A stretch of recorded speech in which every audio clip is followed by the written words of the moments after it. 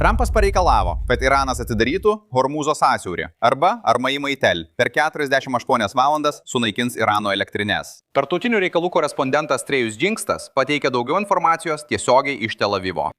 Trejus. Taip, sveiki, Peteri, labas rytas. Prasidėjus 4. Epic Fury savaitai, prezidentas Trumpas skelbia naują įspėjimą Irano režimui. Vakariais Truth Social pranešė, jei Iranas per 48 valandas visiškai neatidarys Hormūzo sąsiaurio, EMEGOA smogs ir sunaikins jų elektrines. Pradedant nuo didžiausios, dėkoju už dėmesį. Prezidentas kalba apie šį kritinį maršrutą, kuris buvo paralyžiuotas po Irano grasinimų prekybiniams laivams. Šiandien paklausiau Izraelio premjero Netanjahaus apie prezidento komentarą. Trumpas vakare pareiškė, kad jei Iranas per 48 valandos neatidarys Hormūzo sąsiaurio, bus surengti išpuoliai prieš Irano elektros tinklą. Ar dalyvausite ir kas toliau vyks kampanijoje?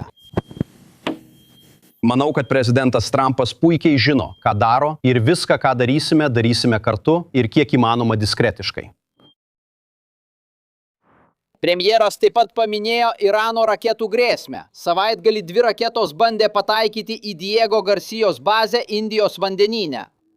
Tai yra už 300 km nuo Irano teritorijos ir rodo, kad iraniečiai nebuvo atviri dėl savo vidutinio nuotolio balistinių raketų. Pasak premjero, Europa yra grėsmės akivaizdoje dėl Irano raketų programos. Izraelio gynybos pajėgos, kaip matyti šiame savaitgalio vaizdo įraše, atakuoja Irano balistinių raketų sandėlius. Jie sunaikino kelias šalies paleidimo aikšteles. Buvęs Izraelio premjeras Naftalis Benetas apibūdina Irano raketų grėsmę. Svarbu, kad Europa dabar pabustų, suprastų, jog Jungtinės valstijos ir Izraelis, vadovaujant prezidentui Trumpui, stabdo Irano branduolinį košmarą visoje Europoje. Mes kovojome šį karą, kad jūs apsaugotume, bet melas buvo atskleistas. Iranas turi raketų galinčių pasiekti Madridą, Berlyną ir Paryžių.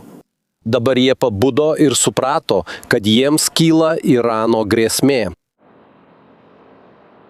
Toje vietoje, kur kalbinome Benetą ir Netanjahu praėjusią naktį nuo vienos Irano balistinės raketos, sprogusios gyvenamajame rajone, sužeista daugiau nei 100 žmonių. Peteri. Puikus reportažas, ačiū Trey. Pristatome buvusį USS Cole vadą Kirką Leopoldą. Iranui likusios ginkluotosios pajėgos paleido 2 vidutinio nuotolio balistinės raketas. Turime žemėlapius su vidutinio nuotolio balistinėmis raketomis. Iranas nepataikė. Jie taikėsi į Cipentuo ir Jungtinės karalystės bazę Diego Garcijoje, Indijos vandenyne. Jei jie nutaikytų į kitą pusę, šios IRBM pasiektų Rusiją, Romą, Müncheną, Paryžių, Londoną, Berlyną, Oslą ir Maskvą. Kiek didelė yra ši problema? Tai rimta problema, Peteri. Kaip visi sakė, anksčiau nebuvo artimos grėsmės. Pirma, tai įrodo, kad Iranas nuolat melavo apie balistinių raketų programą. Antra, europiečiams vykstant didžiausiam sausumos karui tarp Ukrainos ir Rusijos dabar tiesiogiai grasina Iranas. Tai yra reali grėsmė. Šiandien susidurėme su Iranu. Ir europiečiai turi suprasti, kad prezidentas Trumpas prašo pagalbos ne tik mums, bet ir jiems. Taip pat ir dėl sąjungininkų. Jei Iranas pastarosiomis savaitėmis parodė, kad paleistų raketas net į partnerius Persijos įlankoje, kas sustabdytų jį nuo smūgio Paryžiui? Absoliučiai niekas. Ir būtent čia slypi pavojus. Tai mes toliau mažiname Irano pajėgumus, kartu ribodami jų galios demonstravimą. Hormūzo sąsiauryje dabar turime užtikrinti smūgį toms vidutinio nuotolio balistinėms raketoms, nes jos kelia realią grėsmę. Galiausiai, Europa turės prisijungti prie mūsų, kad nugalėtume Iraną, paskatintume valdžios pasikeitimą ir žmonėms leistume kurti savo ateitį. Stebina tai, kad po 3 savaičių Epic Fury operacijos, kai visame Irane vyko sprogimai ir jų ginkluotosios pajėgos buvo sunaikintos, jie vis dar paleidžia ilgojo nuotolio balistinės raketas, galinčias pasiekti Europos sostinės. Peteri, Iranas yra didelė šalis ir jie turėjo labai išsklaidytą kariuomenę, kaip ir mes savo šalyje. Ir faktas tas, kad jie vis dar turi likučių, turinčių pajėgumų. Jie pasinaudos šiais pajėgumais, o režimui silpnėjant, kai supras, kad iš tikrųjų praras valdžią, jie reaguos nenuspėjamai.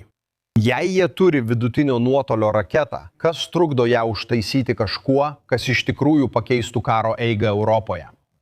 Kodėl jie laikys žemyną Jungtinių valstijų sąjungininkų ir desperatiškai stengsis išlaikyti valdžią? Vadai ir vadovai nemėgsta netikėtumų. Prezidentas Trumpas išreiškė nuostabą dėl Epic Fury. Jūs paminėjote Iraną ir jo veiksmus po Epic Fury, minėdami atakas prieš Katarą, Saudo Arabiją, Jungtinius Arabų Emiratus, Bahreiną ir Kuveitą. Niekas to nesitikėjo, mes buvome šokiruoti. Ar nustebote, kad niekas jūsų neįspėjo anksčiau, jog tai bus jų atsakas? Niekas. Net ir didžiausi ekspertai nemanė, kad jiems tai pavyks. Nustebintas dėl to. Kirkas iš tikrųjų nesu. Gali ruoštis kiek nori, bet prasidėjus konfliktui jis tampa nuspėjamas. Ką tu bandai padaryti kaip kariškis, tai kuo geriau numatyti, kaip priešas reaguos, kai su juo susidursi. Jie visada bandys elgtis kitaip nei tikiesi. Mokymai ir karinės pratybos padeda pirmiausia reaguoti į netikėtas situacijas, atgrasinti priešą, tada sumažinti jo galimybes ir galiausiai jas pašalinti. Būtent tai sekretorius Heksetas ir prezidentas padarė su Iranu. Tie trečiosios eilės Irano generolai grasina akis už akį Irano karinė jėga, sako Zesetso pareigūnams. Mesijas nei. Nuo šiol, pagal turimą informaciją, parkai, poilsio ir turizmo zonos visame pasaulyje jums nebebus saugios. Ar tai laikote realia grėsme, atsižvelgiant į tai, kad režimas jau buvo taip susilpnintas? Net jei grėsmė atrodo tuščia, juos reikia vertinti rimtai. Jie vėl parodė visišką tarptautinės teisės nepaisimą. Jiems pasaulio tvarka pagrįsta taisyklėmis niekada neegzistavo. Jiems nerūpi, ar tai pažeidžia Ženevos konvenciją, jie vis tiek puls taip, kaip tik sugebės. Jie pasiruošę įvykdyti mirties bausmę 19-mečiams kovotojams vien už dalyvavimą protestuose. Jie negailestingi, žudo, neturi moralės. Ir taip elgsis toliau. Todėl šis režimas turi būti pašalintas ir sunaikintas. Kaip sakė senatorius, 47 metus bandėme su juo susidoroti. Prezidentas Trumpas pagaliau drąsiai pasakė, gana ribojimų. 100 amerikiečių žuvo, tūkstančiai sužeisti ir suluošinti. Atėjo laikas priversti Irano režimą atsakyti už tai, ką jis padarė Kirkai. Lipoldai, koks jūsų naujos knygos pavadinimas? Tai nėra sena, bet joje išskiriamas Al-Qaida išpolis prieš USS Cole. Tai puikiai apibūdina mano turėtą herojų komandą 2000 metų spalio 12 rytą. Sveiki, labai ačiū, kad šiandien atėjote. Gerai?